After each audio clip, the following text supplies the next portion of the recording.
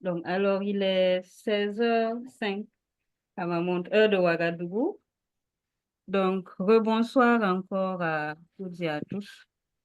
Et encore heureuse de vous avoir avec nous ce soir pour échanger sur une autre thématique et en lien avec la cybersécurité.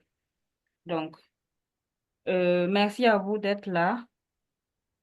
Et je vais commencer par me présenter d'abord. Moi, je suis Mariam Sagnon. Je suis analyste en cybersécurité et journaliste. Et je suis également administratrice web et formatrice en Mojo. Donc, la thématique choisie ce soir-là n'est pas anodine. Vous savez que nous sommes dans le mois de la femme et nous, nos objectifs parmi nos objectifs au niveau de Africa CyberSec concernant la sensibilisation et la formation, et nous avons choisi cette thématique du cyberharcèlement parce que c'est un phénomène en ce moment qui prend de l'ampleur et 95% de ces cyberharcèlements-là touchent beaucoup la gente féminine. Donc, je ne serai pas seule et ce soir pour échanger sur ce sujet-là. Je suis avec deux autres experts qui vont se présenter également. Voilà, voilà, c'est à mon tour, j'imagine, Mariam. Donc, moi, je suis Pierre Mouiroy, je suis de formation d'ingénieur en système et réseau. Je vis en Belgique, c'est là où j'ai fait mes études. Et donc, j'ai fait mes études d'ingénieur réseau et j'ai un master en cyber security, dans le management de la sécurité, en fait. Et je suis certifié, j'ai plusieurs certificats, dont CCNP Security, ISO 27002, Linux Professional Enterprise Security. Et je travaille actuellement comme consultant et conseiller en matière de sécurité de l'information pour l'implémentation auprès des entreprises pour qu'ils soient certifiés ISO 27000. Et je suis aussi un professeur en cybersécurité en Belgique pour les gens qui vont faire un master en cybersécurité. Et mon parcours professionnel va de la télécom, de la cybersécurité à la gestion des data centers, au design des solutions, networking, de la sécurité, etc. Donc voilà, voilà, c'est à peu près le résumé de ce que je suis, qui je suis. Vas-y, Eric. Merci Pierre. Ouais, merci Pierre. Je m'appelle Eric Ngabonziza. Je suis expert en cybersécurité et cofondateur de Africa CyberSec, qui est une compagnie spécialisée en cybersécurité dont le siège social se trouve ici à Toronto, au Canada. Je parle couramment 5 langues, dont le français et l'anglais. Concernant mes études, j'ai d'abord un BTS en électronique, un ingénieur en réseau télécom et puis un master's degree en computer science. Je possède aussi 12 certificats professionnels venant de compagnies comme Cisco, Fortinet, Juniper, Palo Alto, CWNP, VMware et Comtia, et aussi Aito pour les changements dans les infrastructures. J'ai environ 30 ans d'expérience. À- j'ai travaillé en Afrique et puis en Amérique du Nord pour des grandes compagnies comme par exemple BlackBerry, Bell Canada, IBM, où j'étais responsable de faire la conception des réseaux sécurisés jusqu'à l'implémentation. Je fais souvent en matière de sensibilisation, j'ai 2 blogs en ligne où je partage des idées en matière de sensibilisation avec les gens. Et actuellement aussi, j'ai écrit un livre toujours dans la sensibilisation sur la cyber-intimidation parce que souvent ici en Amérique du Nord, les enfants se suicident beaucoup parce qu'ils ont été intimidés en ligne. Donc, ce sont des astuces que j'ai partagées avec les parents. Comment identifier avant, pendant et après s'il y a une intimidation en ligne? Donc, voilà qui je suis. Maintenant, je vous remercie encore pour votre temps, le fait que vous êtes venu partager avec nous. Donc, on va commencer vraiment à partager sur ce sujet qui nous concerne beaucoup, le cyberharcèlement.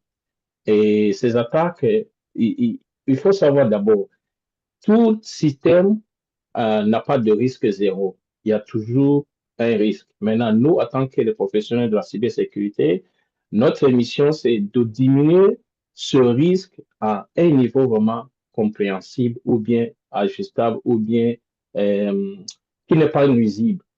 Et là, vous pouvez me poser la question, c'est quoi le risque? Le risque, comme vous le voyez sur l'écran, le risque, c'est la composition de la vulnérabilité qui est la faiblesse plus la menace. La menace peut être humaine ou bien ça peut être environnementale. Quand je dis environnemental, ça peut être comme un tremblement de terre ou bien érosion ou bien tempête de neige ou bien humain en tant que les hackers que nous connaissons. Donc, lorsque cette menace a déjà identifié la faiblesse dans votre système, peut exploiter. Voilà la naissance du risque.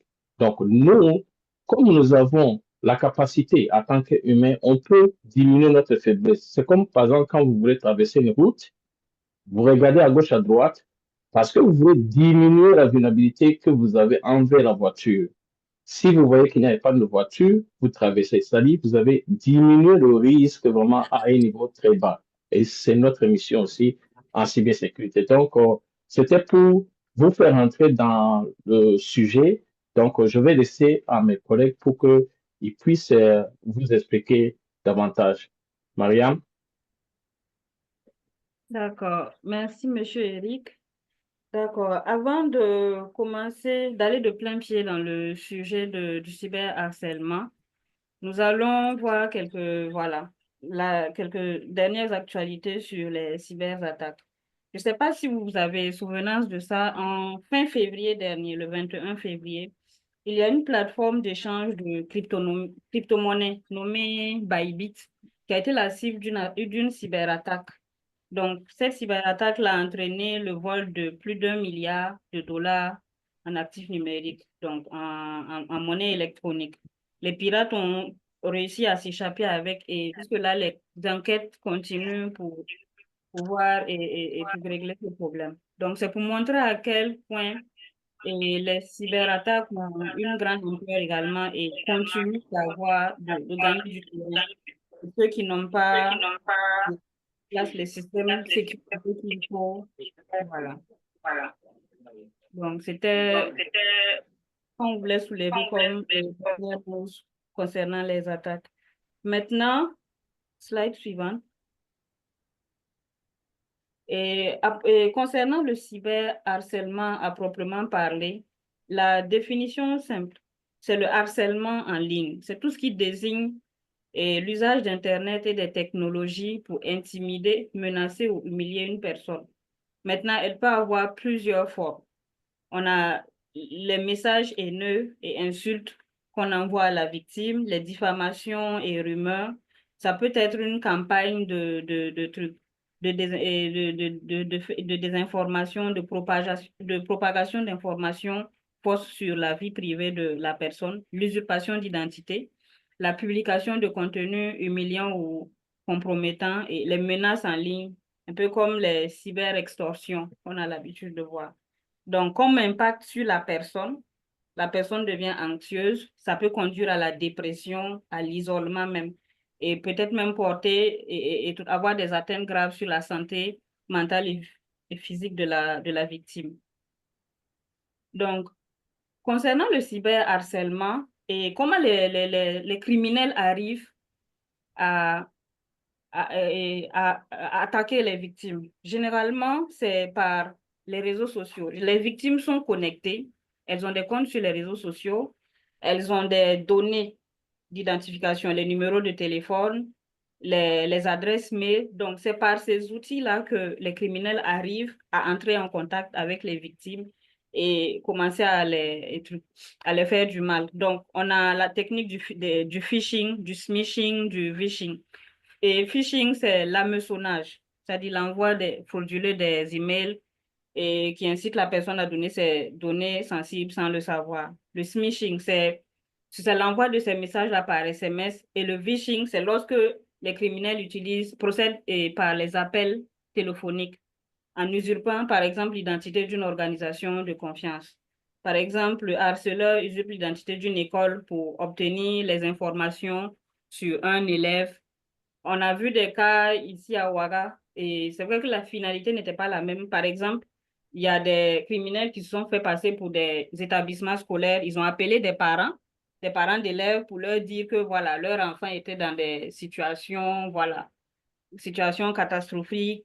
C'était pour leur dire d'envoyer l'argent, ainsi de suite. Donc, les parents qui ne sont pas à côté, qui ne prennent pas le temps, facilement, voilà, ils tombent dans le piège. Il y a également le doxing ou la divulgation malveillante d'informations. Elle consiste à publier les informations personnelles d'une personne, c'est-à-dire son adresse, son numéro de téléphone, email, dans le but de lui nuire. Par exemple, les influenceurs qui ont toutes leurs informations d'identification accessibles en ligne. Ils peuvent être pris pour cible. Slide. Il y a la traque numérique également, ou cyberstalking.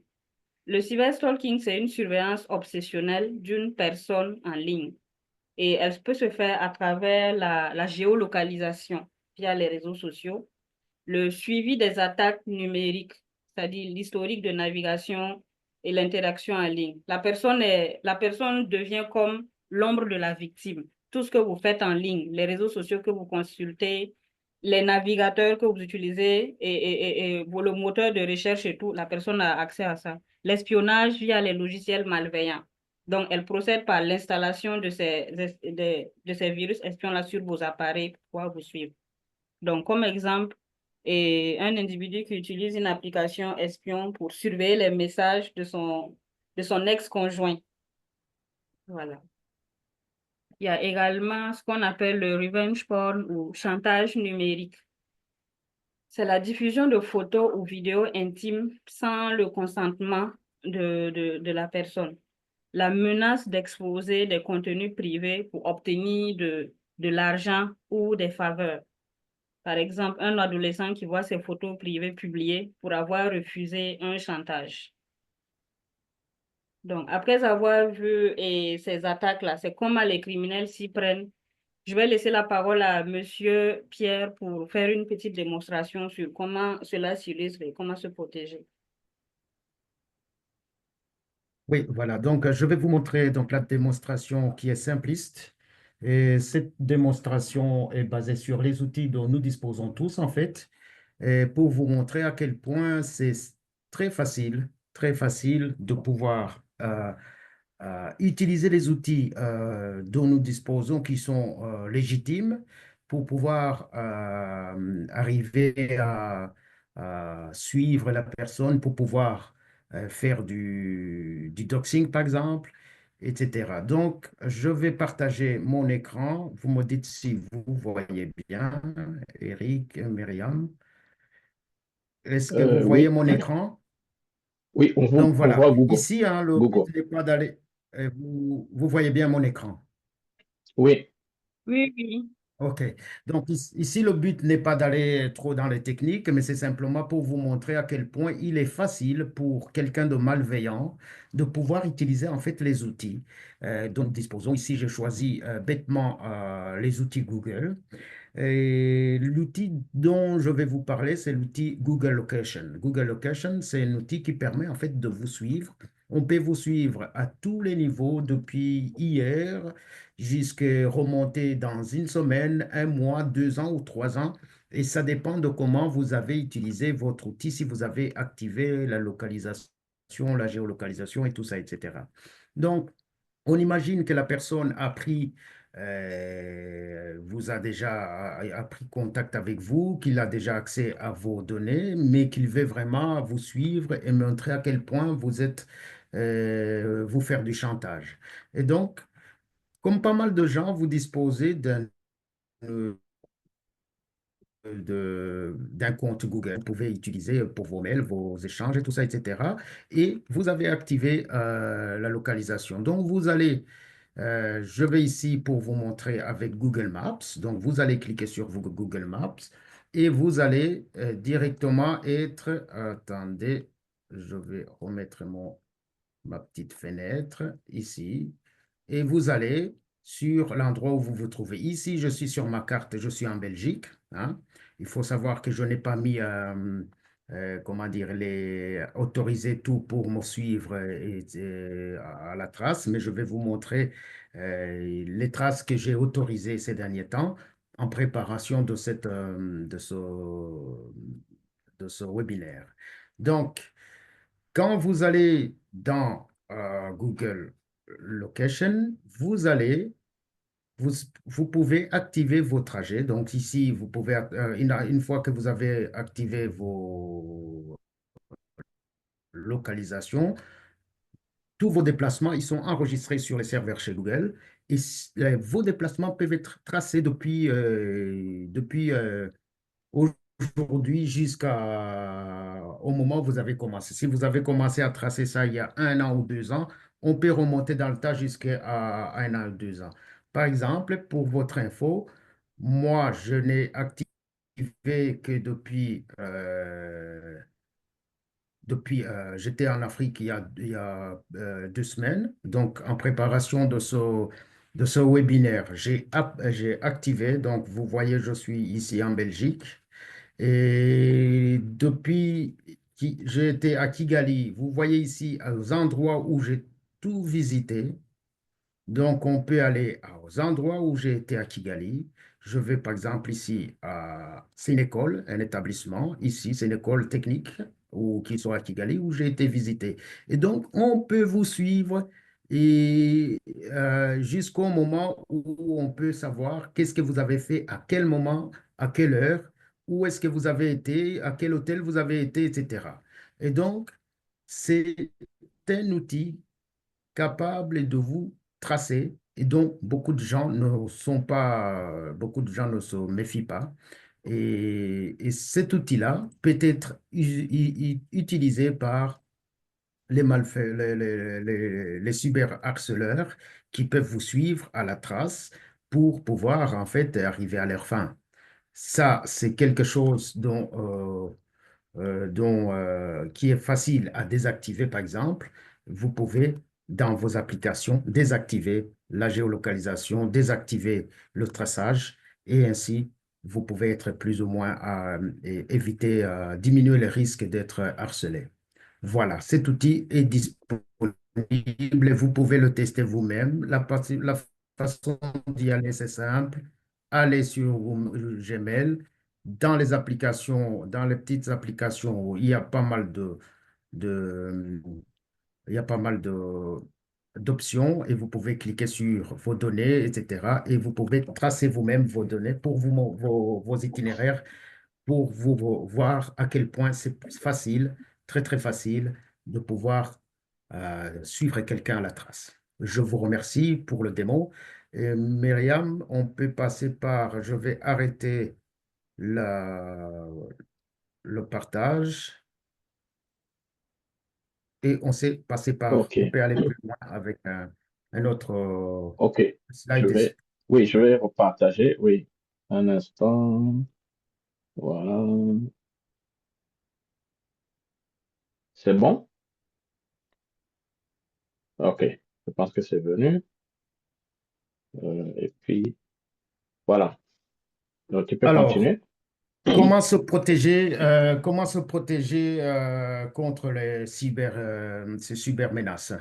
D'abord, il faut avoir comment dire, les bonnes approches. Et pour vos mots de passe, vous devez forcément utiliser l'authentification à multiples facteurs, qui consiste en fait à à utiliser plusieurs méthodes d'authentification. Un mot de passe fort tout seul ne suffit pas, mais il faut avoir au moins un ou deux autres moyens de se connecter, ou bien par un check depuis votre email, depuis votre téléphone, un SMS ou un numéro de challenge pour pouvoir répondre au challenge. Désactiver les informations de géolocalisation sur les réseaux sociaux, ça c'est le plus important parce que vous diminuez le risque que le cyberharceleur ou le cyberméchant puisse utiliser vos données pour arriver à ses fins. Ne jamais partager toutes les informations, éviter partager le strict nécessaire en ligne, puisque ce que vous mettez en ligne, même personnel, il reste longtemps sur le web et il est plus difficile de les supprimer plus une fois mis en ligne et limiter aussi la disponibilité de vos profils. Alors, concernant les mots de passe, choisissez toujours les mots de passe avec des caractères spéciaux, des symboles et les majuscules. Mélangez les majuscules, les minuscules les symboles, les majuscules, les minuscules et les chiffres. Puisque plus vous avez beaucoup de caractères différents et plus il est plus facile de craquer vos mots de passe. Comme vous voyez sur le tableau ici, vous montre en fonction de type de mot de passe, quel est le délai de craquage des mots de passe. Ça peut aller d'instantanément à 14 milliards d'années. Donc, choisissez les mots de passe qui correspondent bien. Tu peux passer au suivant. Alors, la vigilance et la prévention. Bien sûr, il ne faut pas répondre aux messages haineux parce que cela alimente le harceleur. On donne plus d'écho et il utilise encore ce que vous mettez euh, à sa disposition pour monter en puissance contre vous. Faire des captures, donc à récolter assez de preuves pour pouvoir les utiliser euh, pour les actions légales et signaler immédiatement les comptes harceleurs aux plateformes qui gèrent et qui est concernées, car si vous êtes victime, il est, il est fort à parier que vous n'êtes pas le seul. Et si vous signalez, si vous faites le signalement, et vous limitez les dégâts. Utilisez les outils disponibles, les antivirus, les VPN, les anti-malware. Alors, tu peux aller plus loin. Alors, il faut aussi sensibiliser parce que l'arme la plus puissante contre le cyberharcèlement, c'est la sensibilisation. Si on n'est pas sensibilisé, on ne sait pas faire face. Donc, parler du problème à un proche ou un professionnel, c'est l'une des choses, la première chose à faire. Éduquer vos enfants parce que les enfants, ils sont encore euh, plus vulnérables devant les outils, les harceleurs. Ils n'ont pas le recul nécessaire pour comprendre les tenants, les aboutissants et les enjeux des harceleurs. Et donc, l'éducation, c'est l'une des premières choses à mettre en place. Et puis, rejoignez des groupes d'entraide, il y en a beaucoup. Utilisez des services de spécialistes en cybersécurité. Ils peuvent vous donner et vous aiguiller comment vous donner l'assistance en vous montrant comment gérer l'une ou l'autre situation. Alors, Eric. Alors, il existe les outils si vous êtes harcelé, il existe les outils euh, pour vérifier vous-même si vous êtes harcelé. Eric, est-ce que je peux encore refaire un Oui, tout petit démo oui, pour Aristotle, oui, par oui, exemple? je vais stopper. Ah Voilà, il ouais, faut partager maintenant. ouais, ouais. Alors, je fais ici, donc ici, je mets, Oui, on voit ton écran. voilà, voilà, virus total. Donc, imaginez dans le cas où vous avez donc ici c'est le site Virus Total qui est disponible sur le web. Vous pouvez l'utiliser pour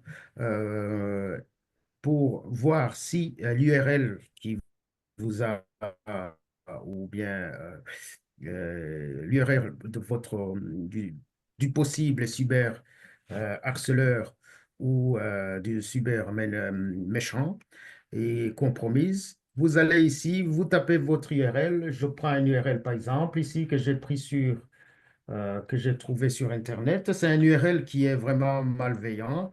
Vous tapez cette URL, vous lancez et vous aurez ce site qui va vous dire, voilà, beaucoup, beaucoup d'organismes et de beaucoup de sociétés spécialisées en cybersécurité ont classé, ont tagué cet URL comme malveillant. Donc ici, il y a Bitdefender, etc., etc. Vous voyez que sur 90, il y a déjà 16 sur 90 de bases de données interrogées qui classent cet URL comme malveillant. Une fois que vous êtes sûr que cet URL n'est pas malveillant, un suffit, un entrée suffit, donc vous pouvez, c'est une façon de vous alerter. En même temps, vous pouvez, si jamais vous avez un fichier dont vous soupçonnez que c'est un virus, vous pouvez aller chercher ce virus. C'est un virus que j'utilise ici pour la démo. Vous mettez ce fichier-là, il est scanné et vous voyez que il est, comment dire, il est classé virus malveillant par pas mal de, de bases de données, des antivirus et puis d'autres compagnies de cybersécurité. C'est un outil à utiliser quand vous avez un doute sur la provenance de vos URL ou de vos fichiers. L'autre fichier, donc l'autre URL le plus important que vous pouvez utiliser à tout moment, c'est Hasso-Plattner Institute qui en fait a une base de données dans laquelle vous pouvez interroger pour voir si votre email a été, par exemple, renseigné dans les bases de données des cybermarchands, des pirates. Donc, par exemple, si vous avez votre email a été utilisé dans le dark web, vous le tapez, vous cliquez ici et vous recevrez un rapport qui vous dit, voilà, votre email a été espionné et utilisé euh, dans les bases de données malveillantes. Et ça, c'est une façon de vous alerter et vous mettre au courant que vous êtes peut-être une victime.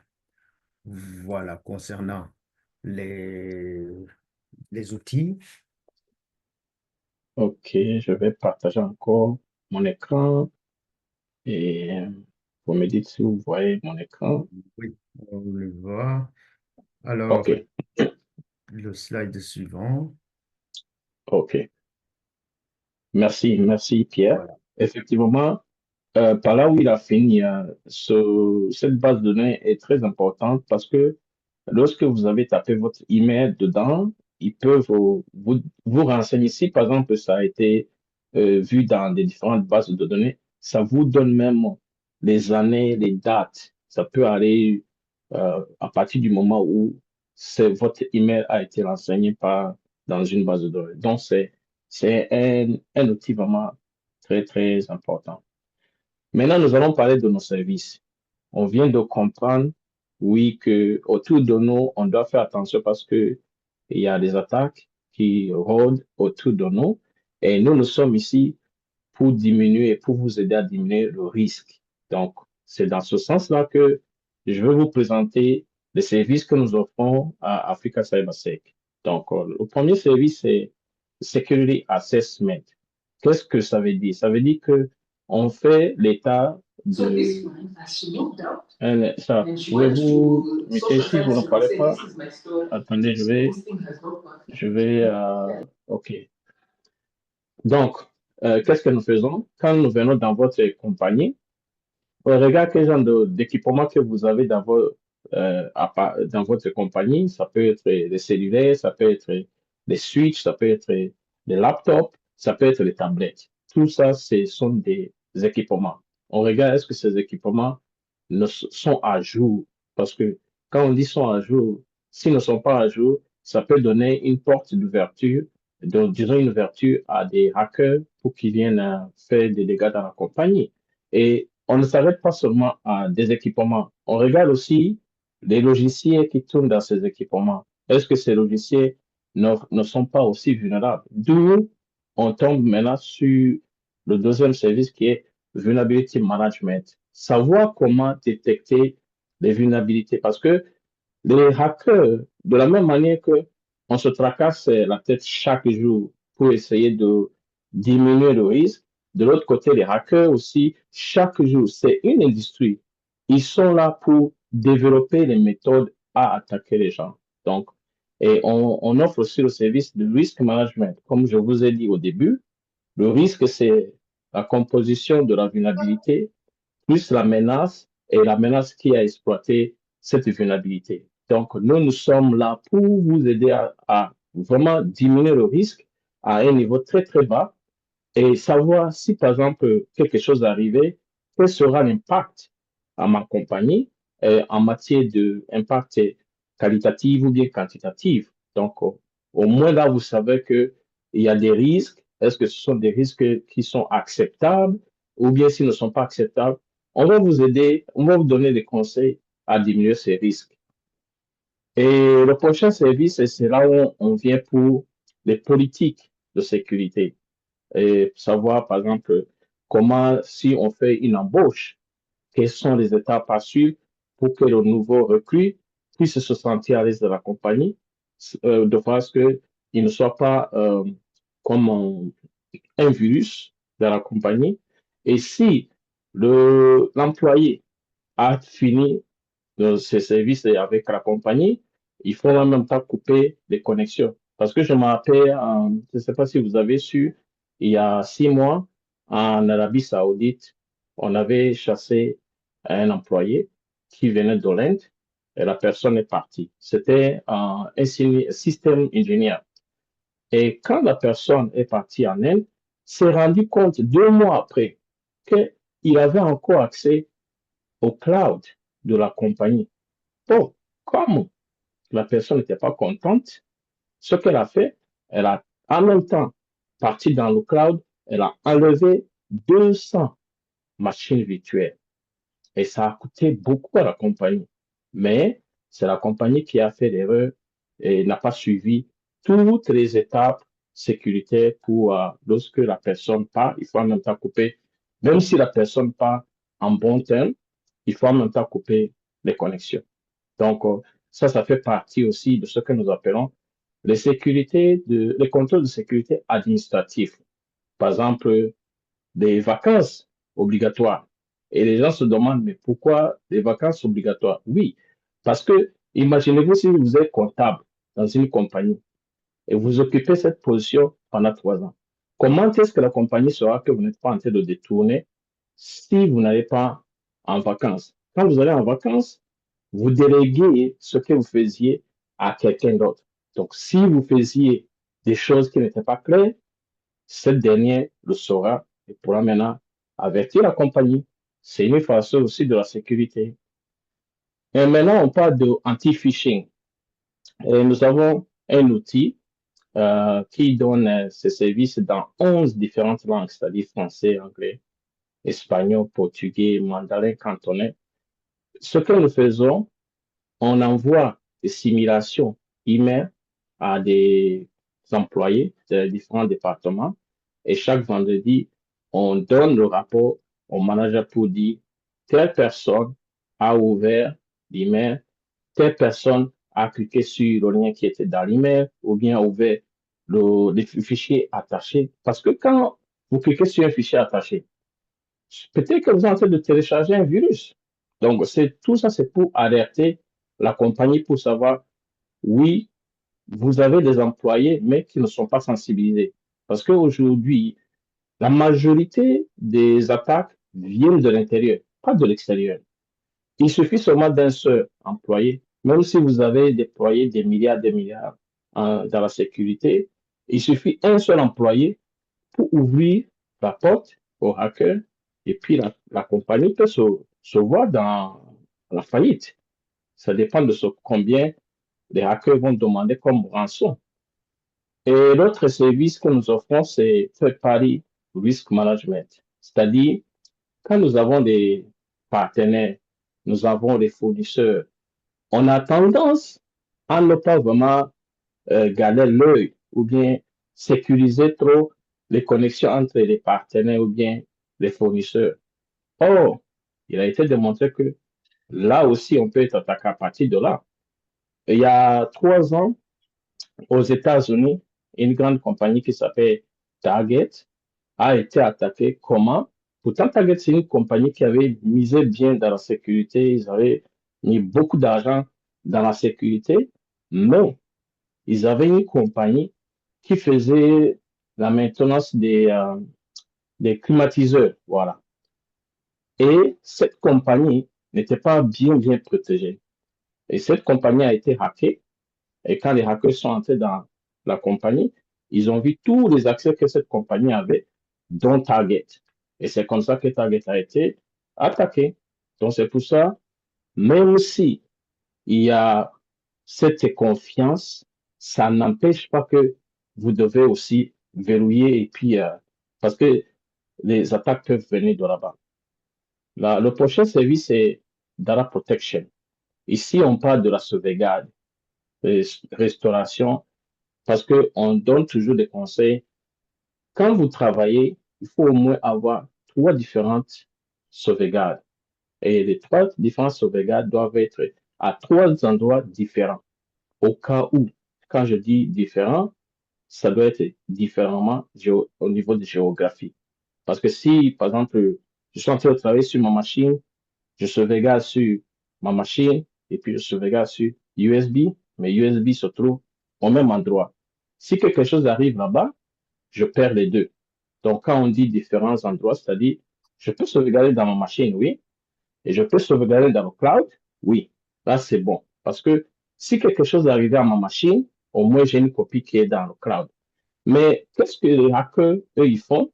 Quand ils arrivent dans la compagnie, en même temps, quand ils ont accès à vos données, ils cliquent ça et ils coupent votre connexion avec l'Internet, disons, où se trouve votre sauvegarde.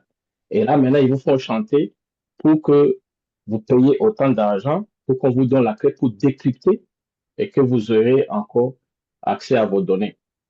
Mais nous, ce que nous donnons comme solution, on conçut comme un miroir.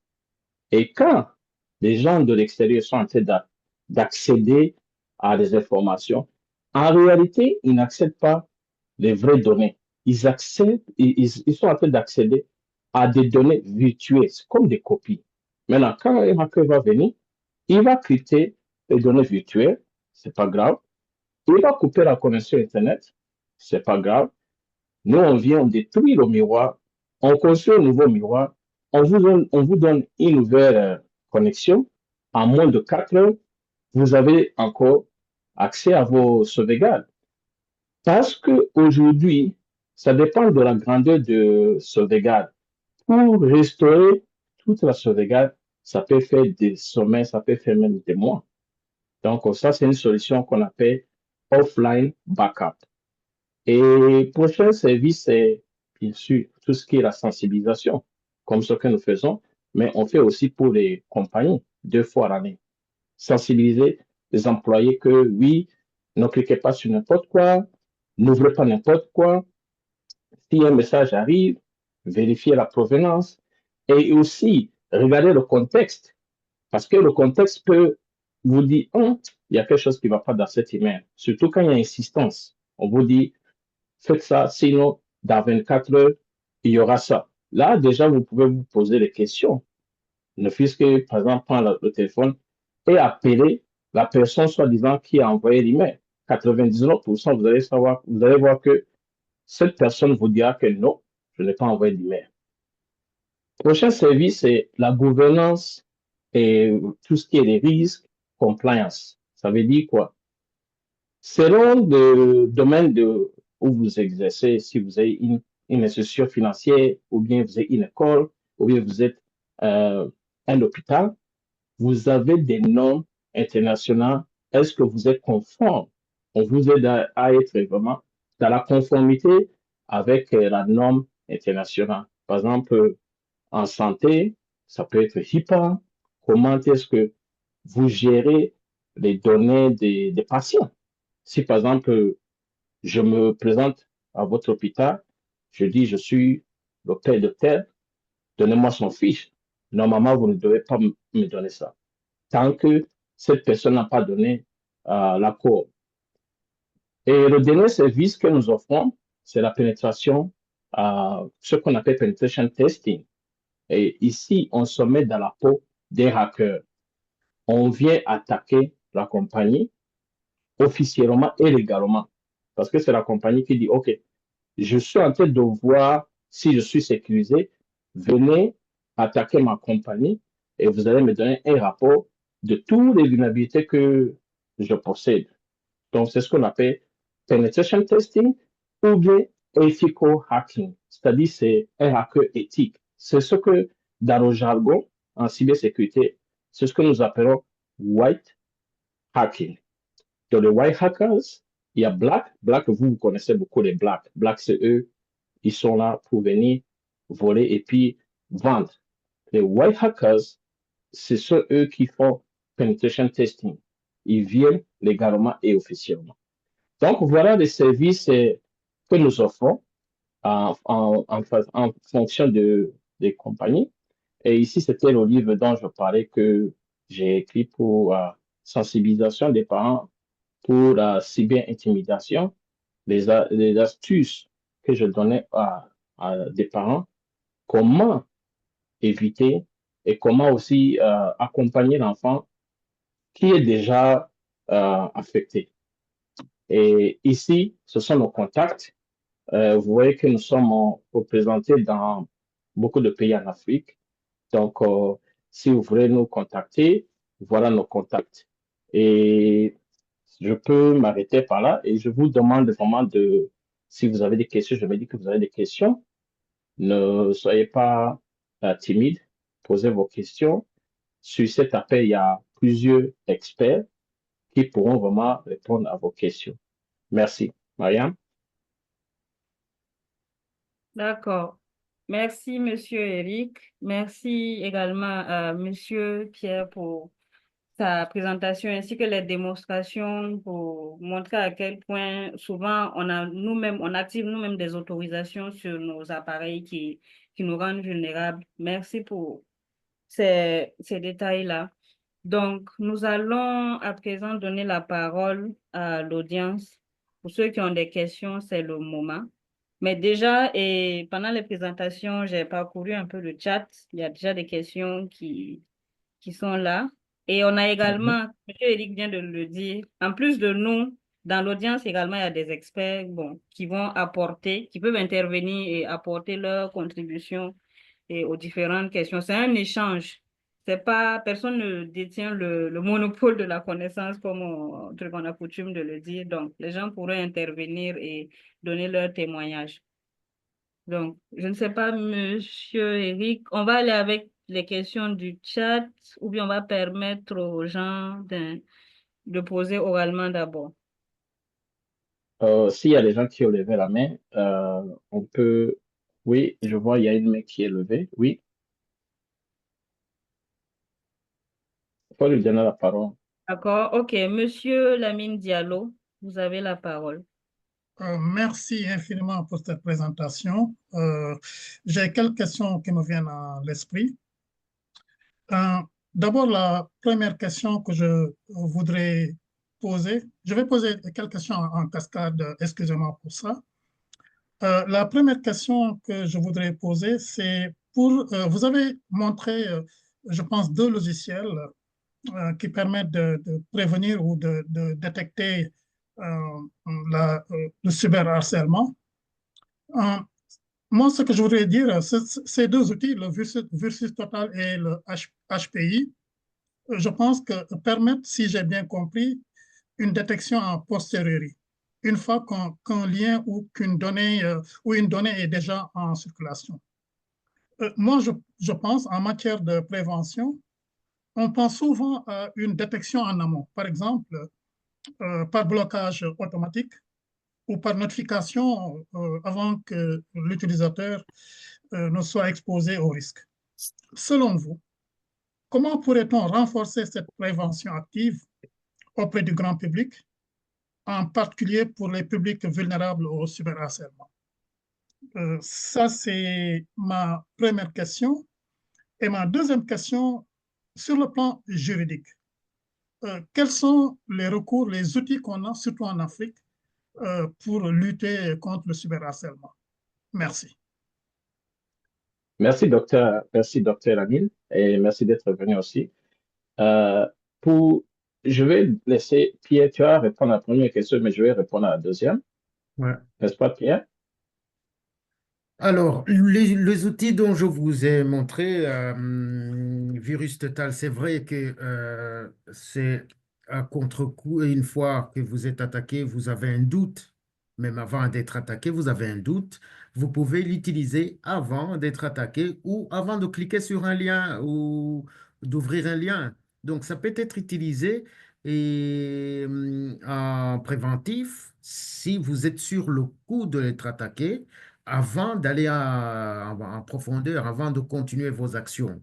Et concernant l'outil HPI, ça, c'est un outil que vous pouvez utiliser quand vous avez un doute. Ce n'est pas forcément que vous êtes attaqué. Aujourd'hui, si vous avez un doute, vous pouvez l'utiliser. Mais concernant les dépenses préventives, en général, il n'y a pas de dépenses préventives si on ne met pas en place un environnement des services auprès des fournisseurs qui permettent de contrer cela.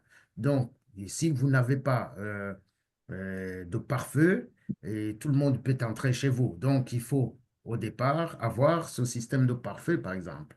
Donc, il n'y a pas il y a la défense préventive qu'il y a à savoir, c'est la formation et la sensibilisation auprès des utilisateurs. Ça, c'est préventif, puisque les gens le maillon faible dans tous ces systèmes, dans toutes les chaînes d'information, c'est toujours l'humain. Et l'information, la sensibilisation auprès de votre public, aux gens qui gèrent vos données, c'est primordial. Et puis, pour aller plus loin, vous pouvez avoir des outils comme les analyses préventives de votre infrastructure, mettre en place une infrastructure pour vos entreprises. Il y a des outils pour ça. Mais pour le grand public, le meilleur moyen, c'est la sensibilisation. Merci, Pierre. Docteur Amine, en fait, pour ajouter sur ce que Pierre est en train de dire, il faut qu'on sache que si nous sommes attaqués, c'est que aussi nous sommes, on a une faille quelque part. Donc, comme il avait mentionné avant, avoir vraiment un bon mot de passe et il ne suffit pas à ajouter un autre niveau de sécurité qui est le multifacteur. Le multifacteur d'authentification, c'est lorsque, par exemple, vous allez dans Gmail et vous mettez votre nom d'utilisateur et puis mot de passe, et puis Gmail envoie un code de quelque part, et c'est à vous d'aller lire le code et venir le mettre dedans pour que vous puissiez être autorisé. Donc là, au moins, vous avez diminué le risque. Maintenant, concernant en amont, comme il a mentionné, il faut des services. Nous avons un service, par exemple, Africa CyberSec, et qui est aussi sur les cellulaires. Qu'est-ce que ce service fait? Lorsque un email vient, cet outil ouvre l'email, regarde la provenance. En fait, derrière, il y a l'intelligence artificielle. Quand l'email vient, il ouvre l'email, il regarde la source de cet email et regarde dans tes habitudes, est-ce que tu avais l'habitude de communiquer avec cette adresse email? Si oui, il va regarder quel est le contenu. Y a-t-il d'insistance dans le contenu, comme j'avais dit avant? Si, par exemple, tu ne fais pas quelque chose, dans 24 heures, on va fermer votre compte. Donc, une fois, il y a au moins quelque chose dans la catégorie qui est prédéfini pour dire que oui, c'est un email phishing, il met cet email en quarantaine. Et c'est à toi de venir manuellement l'enlever là-bas, comme nous le faisons aujourd'hui avec les spams. Mais comme il a mentionné tout à l'heure, il faut avoir ces services. Donc maintenant, pour ta deuxième question concernant qu'est-ce que, par exemple, s'il y a eu juridiquement, qu'est-ce que nous pouvons faire dans nos pays en Afrique? En Afrique, je peux dit qu'il y a beaucoup de pays qui sont en train vraiment de faire des efforts. Ils ont déjà, le fait qu'ils ont créé des agences de cybersécurité dans plusieurs pays et ils ont donné des numéros verts souvent où les gens peuvent envoyer, par exemple, comme on dit, si tu vois quelque chose, dis quelque chose. Si par exemple j'ai vu que on m'a volé, j'ai eu une cyberattaque, je vais rapporter. Il y a des numéros pour ça. Donc, c'est déjà en place. Maintenant, il reste voir, oui, quand vous envoyez ces rapports, qu'est-ce qui se passe après? Ça, je ne sais pas encore. Mais au moins, il y a la collecte de ces informations, des gens qui rapportent. C'est très important. Si vous avez été attaqué, pas à vos entourages. Parce que si vous ne parlez pas, vos entourages seront des prochaines victimes. Mais au moins, si vous les avez dit, vous savez, j'ai été attaqué comme ça, comme ça, comme ça, ils sauront que, ah, donc nous aussi, on doit faire attention. C'est la sensibilisation. Merci. J'espère que c'est bon, docteur. Oui, merci, merci infiniment. Oui, c'est bon. Merci encore une fois. Bravo et merci pour cette belle présentation. Merci. Merci. Merci, Mariam. Je pense qu'il y a une autre main. Oui, oui, il y a Monsieur Korogo Cyril. Vous avez la parole. Oui, bonsoir à tout le monde. D'abord, je vous dis merci pour ce webinaire qui est vraiment riche en sensibilisation, si je peux me le permettre. Voilà, je suis également dans la cybersécurité, les investigations et le piratage éthique aussi. Ethical. OK. Alors, moi, j'ai juste quelques questions, mais moi, mes questions, c'est du genre un peu apporter un éclaircissement, ou soit peut-être euh, aider à comprendre en tout cas certains paramètres. Voilà. Donc, je ne sais pas si on me reçoit très bien.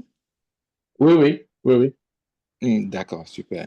Alors, moi, ma première des questions, c'est de savoir, est-ce que vous, à votre niveau, vous pouviez définir les différents types de cyberharcèlement? Parce que les gens entendent parler, mais bon, c'est un peu le vide dans la tête. Et aussi, est-ce que nous avons des exemples concrets, peut-être en Afrique, ou soit même au Burkina Faso, ou soit bon, dans les pays de la sous-région?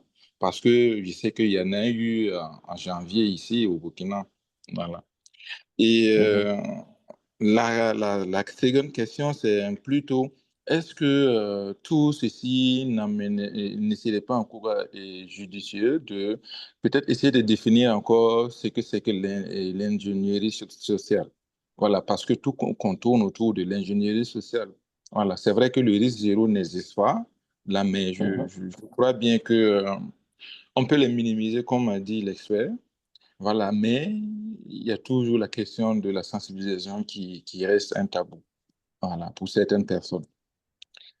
Bon, Merci, Cyril. Mhm. voilà, Oh, sorry. je vais laisser comme ça pour ne pas trop prendre le timing. Et aussi, j'oubliais, concernant, il y a un autre aspect concernant la géolocalisation au niveau du traquage des comptes. Gmail, ce que l'autre expert vient de présenter. Bon, moi, personnellement, moi, j'utilise ça parce que ça peut vous sauver un jour la vie. Voilà, ça peut vous sauver un jour la vie. Je ne dis pas aux gens de faire comme moi, mais je crois qu'avec ce que l'autre intervenant aussi a eu à dire, en ayant des identifications à double facteur, bon, le compte peut être encore sécurisé. Quelqu'un, ça va être en tout cas difficile, voilà, d'avoir accès à votre géoloc si la personne n'a pas au préalable pris le contact et le contrôle de votre téléphone ou votre appareil. Donc, c'est vraiment complexe, hein, mais bon, c'est facile. Merci. Merci.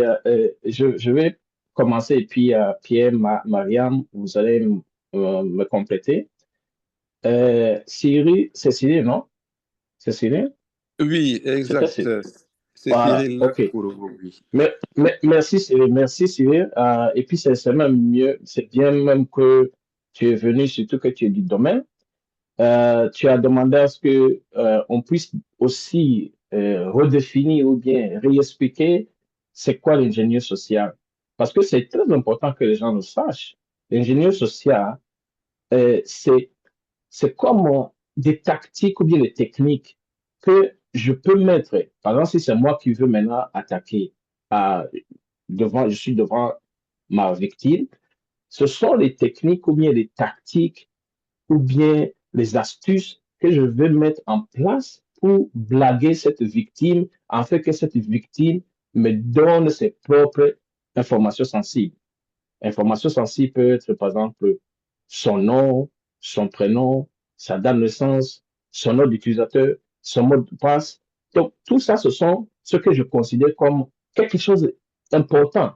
Parce que peut-être, quand je vais avoir cette information, peut-être je vais demander un crédit sous son nom et je vais prendre l'argent. Parce qu'il y a des cas comme ça, effectivement. Et maintenant, la victime se rendra compte que mon identité a été volée et mon identité est partie. On a pu retirer, par exemple, 200 millions, par exemple, ou bien un montant quelconque, alors que ce n'était pas la personne. Maintenant, quand ça arrive, cette victime va dépenser beaucoup d'argent ou bien d'énergie pour expliquer, pour prouver qu'elle n'était pas la personne qui a fait ça. Voilà l'ingénieur social. Et cet ingénieur social, souvent, 80, je crois, jusqu'aujourd'hui, c'est dans les 98% des ransomware. Les ransomware, ce sont les rançons que les ransomware attaques dans le monde entier commencent comme phishing. Alors que phishing, ça fait partie de l'ingénierie sociale. L'ingénierie sociale a plusieurs attaques ou plusieurs techniques. Comme Mariam l'avait expliqué avant, il y a le smishing, il y a le vishing. Oh, pour smishing, par exemple, en 2024, c'est là où il y avait la CAN, non? En Côte d'Ivoire. Beaucoup de gens ont reçu des textes, messages en disant que oui, bravo, vous avez gagné le billet match tel, tel. Cliquez sur ce lien pour réclamer votre billet. Voilà. Et quand vous cliquez, on vous demande de remplir un formulaire. On est en train de prendre vos informations. C'est vous-même qui avez donné ces informations. Quelle est le tactique qu'ils ont utilisé? C'est pour vous dire qu'il y a la CAN et voilà, maintenant on a fait la loterie et nous sommes tombés sur vous. Donnez-nous votre information pour qu'on vous donne le billet. Voilà, donc c'est ce que je peux dire. J'espère que maintenant tout le monde a compris les génies sociaux. Il faut faire attention. Ne donnez pas vos informations à n'importe qui. Avant de donner vos informations, posez-vous beaucoup de questions. Mariam ou bien Mariam, tu veux continuer pour ces questions? Il a posé la question pour s'il y a eu des exemples, par exemple au Burkina, concernant le harcèlement. Le cyberharcèlement. Oui, Monsieur Eric, merci pour votre explication. Voilà. En plus de ce que vous venez de dire, en fait, pour comprendre terre à terre l'ingénierie sociale, et ils profitent d'une situation psychologique. Par exemple, vous avez parlé de la CAN. Ils savent que les gens sont dans le feu de l'action. Ils savent que les gens vont vouloir des tickets gratuits pour suivre les matchs, ainsi de suite. Donc, ils jouent avec l'esprit. C'est pourquoi on parle d'ingénierie sociale. Et le lien avec le cyberharcèlement, pour ce que je peux dire, c'est le moyen utilisé en fait pour les cyberharceleurs pour pouvoir avoir le contrôle, si on peut le dire, sur leurs victimes. C'est en quelque sorte ça. S'ils ont suivi, si le harceleur a suivi les mouvements et gestes sur les réseaux sociaux de la victime, ils savent que la victime a l'habitude d'aller sur tel site de rencontre ou bien d'aller sur telle application. Il suffit de faire un lien de phishing ou bien un lien de smishing, par exemple, sur lequel la victime va cliquer et puis voilà. Et le criminel pourra avoir accès à ces données pour commencer à mieux la suivre. Donc, comme exemple, au Burkina, j'ai parcouru le dernier rapport statistique de la BCLCC. J'ai vu qu'au cours de l'année 2023, ils ont répertorié près d'une soixantaine de cas de harcèlement, parmi lesquels il y avait 34 hommes, et cette fois-ci, il y avait plus d'hommes, 34 hommes et 26 femmes qui ont été victimes de ça. Voilà, ce ne sont pas des cas sur lesquels ils communiquent en tant que tels, mais ils répertorient ça. C'est ce que je Mhm. sais. Merci. Siri, autre exemple que je peux te donner, par exemple, pour cyber harassment. Imagine-toi si, par exemple, je suis quelqu'un qui veut t'attaquer et je t'envoie un message, par exemple, texto, et je te dis, cliquez ici. Et maintenant, quand tu cliques, tu seras en train de télécharger, par exemple, un fichier malveillant qui va me donner accès à ton cellulaire ou bien à ton laptop. Et supposons si il s'agissait, par exemple, euh, comme nous sommes dans le mois des femmes, s'il s'agit d'une femme qui est maintenant ma victime, là, ça risque d'ouvrir le caméra, parce que il faut que vous le sachiez, c'est possible. Ça me donne accès à ouvrir le caméra du laptop ou bien du cellulaire. Et je peux maintenant prendre les vidéos sans votre autorisation. Et maintenant, je vais prendre ces vidéos, je vais vous envoyer, dire, si vous ne m'avez pas payé, par exemple, 1 million, je vais poster ça. Ça, c'est un harcèlement, par exemple. Merci, Pierre. Tu veux ajouter quelque chose? Oui, oui, moi je suis très très étonné du fait qu'au Burkina il y a peu de harcèlement en fait. Je me suis dit c'est 60 à 40, quelque chose de 20 et 40. Mais en fait pour moi le harcèlement, la différence entre le socio-engineering, l'ingénierie sociale, c'est le moyen d'arriver à des fins. Je prends un exemple. Vous recevez un SMS qui vous dit, voilà, je viens de virer sur votre compte par erreur une somme. Est-ce que vous pouvez m'indiquer donc un SMS qui montre, c'est déjà arrivé, hein, où vous recevez un SMS de votre banque en disant, vous avez reçu autant d'argent sur votre compte.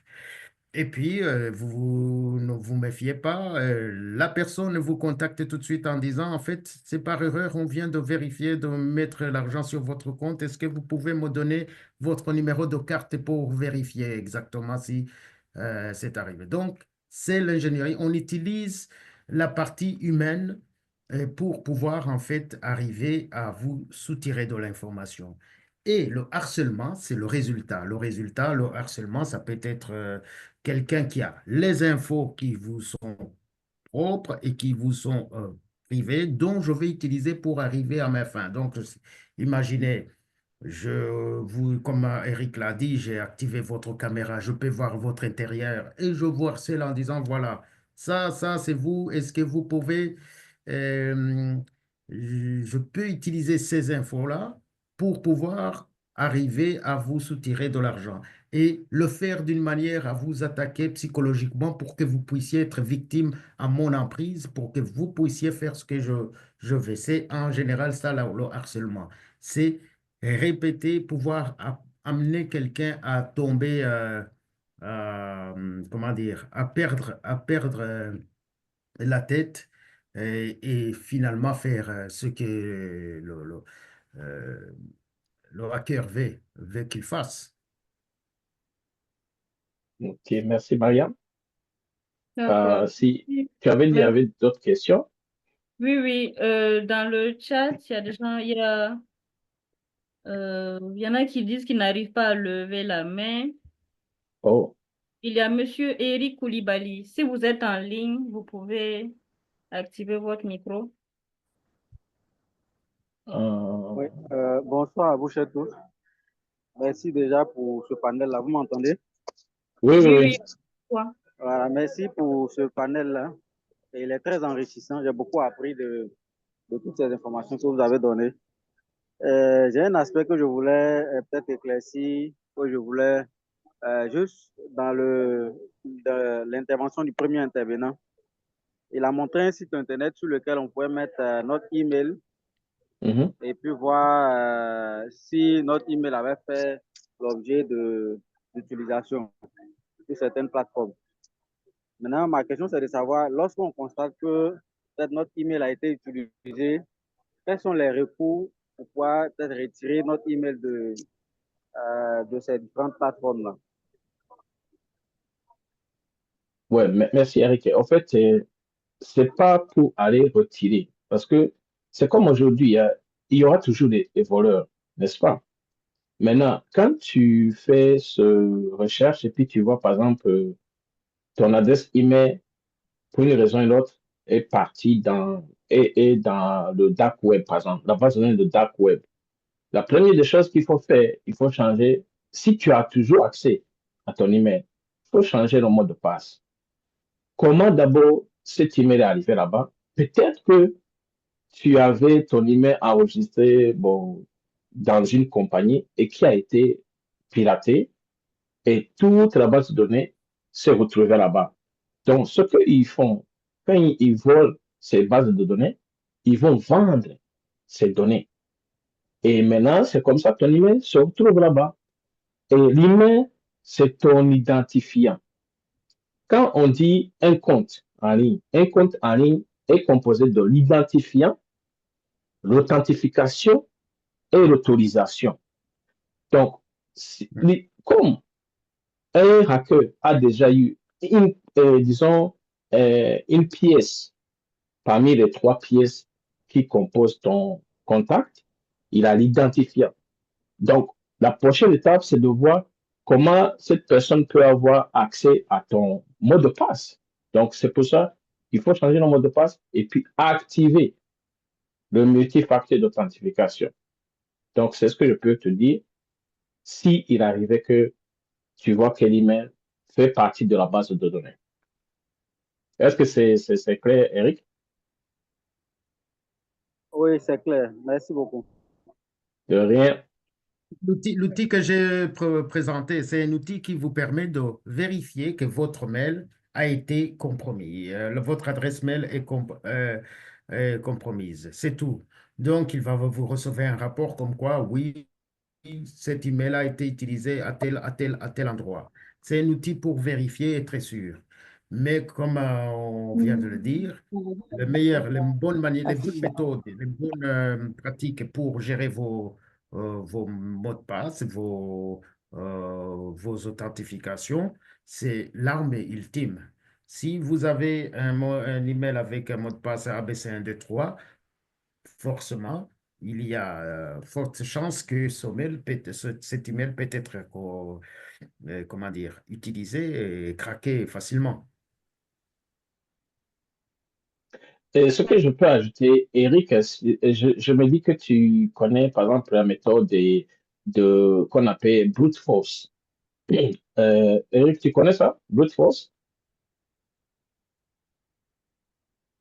Eric, tu nous entends? Oui, allô? Oui. Oui, Et tu connais la méthode de brute force, n'est-ce pas? Oh, oui. OK. Imagine-toi que ce que nous faisons avec brute force, c'est-à-dire on applique des milliers de ce qu'on pense qui peut être ton mot de passe. Parce qu'on a déjà une pièce qui est ton identifiant, qui est le nom d'utilisateur, qui est l'email. Et maintenant, on va appliquer des milliers de mots de passe possibles ou bien potentiels. Et si, malheur à toi, que tu as un mot de passe qui n'est pas solide et que tu n'as pas de multifacteur d'authentification activé, j'arriverai à avoir le match, disons, le nom d'utilisateur et puis le mot de passe et j'entre dans ton compte et je change le mot de passe et tu n'auras plus accès à ton compte. Voilà là où c'est pour ça que je disais, si tu vois que ton email fait partie d'une de ces bases de données, change en même temps le mot de passe. Et puis active, si tu n'avais pas activé, le multifacteur d'authentification. Ok, merci. Marianne? Oui, il y avait des questions également dans le chat. Il y a Madame Marie-Pierre qui demandait comment limiter la visibilité quand on est un personnage public. Et j'ai vu, il y a quelqu'un qui l'a répondu. Il y a Monsieur Mokhtar Compaoré qui a dit qu'il est recommandé de créer des pages dédiées pour ne pas mélanger le personnel avec le professionnel. Mhm. Ça, c'est une bonne réponse. Effectivement. Un Par autre exemple, moi, apport, j'ai 2 comptes de... Sorry? oui, un autre apport également, c'est Mhm. utiliser les comptes différents, un compte public, un compte privé, voilà, c'est également dans le même sens. Oui. Effectivement. Mhm. Essayons, par exemple, sur LinkedIn, qui est professionnel, on peut avoir deux comptes, personnel et professionnel. Parce que là, on est en train de diminuer le risque que on peut être en même temps, on a des informations privées, en même temps, on a des informations publiques. Donc, ça, c'était une bonne réponse de Mokhtar. Et aussi, ne pas mettre beaucoup de choses inutiles au public. Parce que toute chose que vous mettez sur Internet, il faut savoir qu'une fois c'est arrivé sur Internet, vous n'avez plus le contrôle. C'est-à-dire vous n'avez plus la gestion. Même si, par exemple, je donne l'exemple de Facebook, même si vous effacez votre compte de Facebook, c'est effacé chez vous, mais ce n'est pas effacé chez Facebook. Voilà, merci. Et Mariam? Oui, il y a également, il y avait une question sur les applications de gestion de mots de passe. Il y a Madame Evelyne Yebois qui demandait, est-ce qu'on recommande d'utiliser ces outils-là? Fortement, Si elle fortement, a la- Evelyne. oui. Si elle est toujours là, elle peut ouvrir son micro. Evelyne, tu es là? Je ne la vois pas. Mais pour les autres, oui, Mhm. nous recommandons fortement l'utilisation des gestions des mots de passe. Pourquoi? Parce que comme vous avez vu le tableau, un instant, je vais retourner sur le tableau. Voilà. Vous voyez que ici, à partir de 12 caractères, c'est ça que nous conseillons, mais 12 caractères qui est composé de majuscules, alphanumériques, majuscules, minuscules et les symboles, des caractères spéciaux, parce que ça va prendre 30 000 ans pour craquer.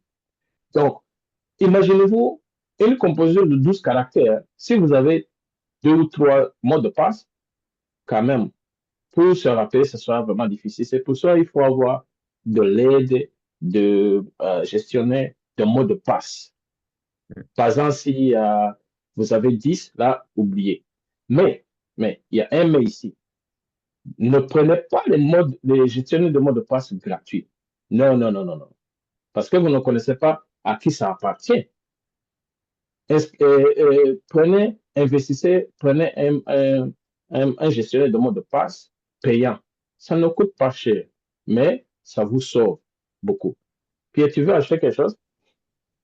Non, tu as dit ce que tu as à la volée dit de quoi ce que je voulais mettre accent concernant les mots de passe et tout ça, et les gestionnaires de mots de passe. Il y en a beaucoup de gestionnaires de mots de passe et pas mal de gestionnaires. Et en fait, ils ont un backdoor. Ce qui veut dire que quand vous sauvez des données là-dedans, ils sont envoyés à votre insu à la personne qui a créé ce gestionnaire. Donc, pour vous,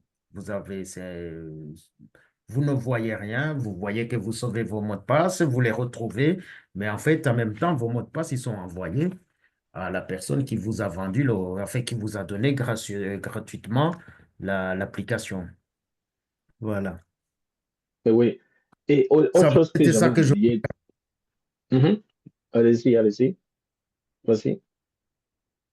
Pierre, vas-y. Tu n'avais pas fini? Non, c'est ça que je voulais ajouter, hein, donc j'ai fini, j'ai fini. OK. OK. Ouais. Autre chose que je voulais ajouter, que j'avais oublié de dire et qui affecte beaucoup de gens, c'est les Wi-Fi. Les Wi-Fi. Souvent, on va dans les familles et on voit, il y a un mot de passe qui est affiché sur le frigo. Si vous faisiez ça avant, arrêtez de faire ça. Parce que si, par exemple, moi, je suis quelqu'un qui nettoie, par exemple, c'est un exemple, hein. Je suis quelqu'un qui nettoie et je lis le mot de passe et je te dis que je connais votre Wi-Fi. Quand vous ne serez pas là, je peux venir dans les entourages et me connecter sur votre Wi-Fi et attaquer, par exemple, une banque. Maintenant, quand je finis d'attaquer la banque, je m'en vais.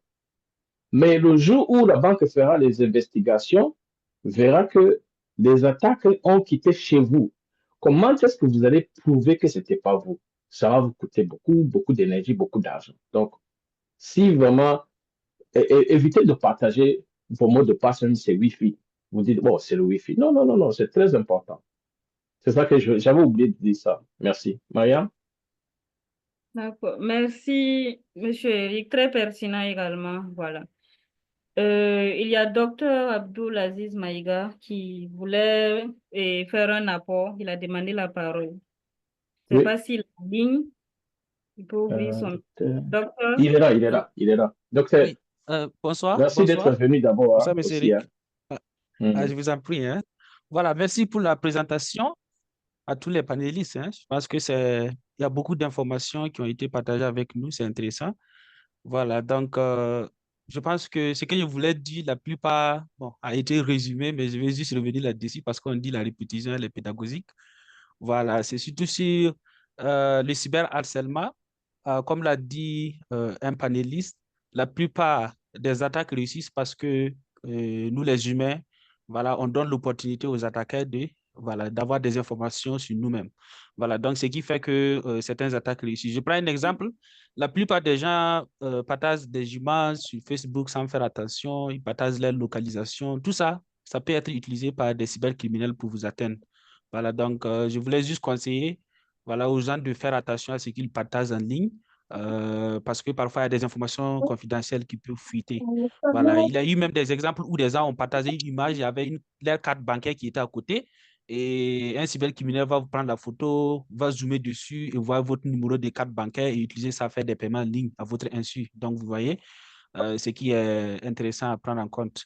Voilà, et aussi en termes de cyberharcèlement, comme je le disais, il y a il y a la technique docent, ou bien ce qu'on appelle en anglais open source intelligence. C'est-à-dire, actuellement, les cybercriminels peuvent utiliser juste des informations qui se trouvent en ligne de vous pour pouvoir même deviner votre mot de passe. Parce que on sait que la plupart des gens utilisent leur nom, prénom ou date de naissance, vous voyez, et pour créer un mot de passe.